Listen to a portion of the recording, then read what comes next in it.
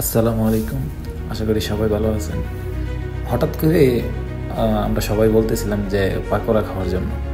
পরে সারা রাত ডিউটি করার পরে আমরা এত শরীরে বিষ যে আমরা পাকোড়া খাওয়ানোর জন্য মনে চাইলো সবাই। আমরা এক একজনকে বলতেছি আর কি যে আমরা সারা রাত ডিউটি করার পরেও রান্না করার মতো সময় পাই না, ওই জায়গার মতো পাকোড়া খামো কেমনি কি।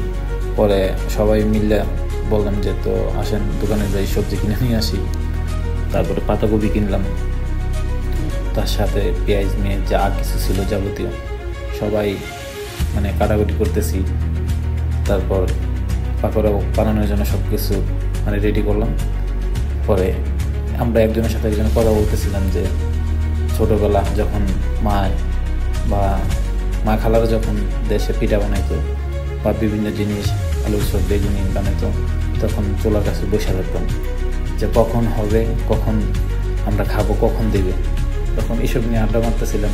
আর একজনকে বলতেছিলাম যে পাকোড়া খাওয়ার জন্য যে একটা সময় আমরা ওয়েট করছি, এখানে প্রায় 3 ঘন্টা আমরা এটা পরিশ্রম দিচ্ছি, যেহেতু আমরা এগুলা সচরাচর খাইতে পারি না, যেহেতু ডিউটি আমাদের থাকতে পারে 12 ঘন্টা ডিউটি করার পর রুমে আসার পরে তখন নিজেরা রান্না করে খাইতে ইচ্ছে করে না।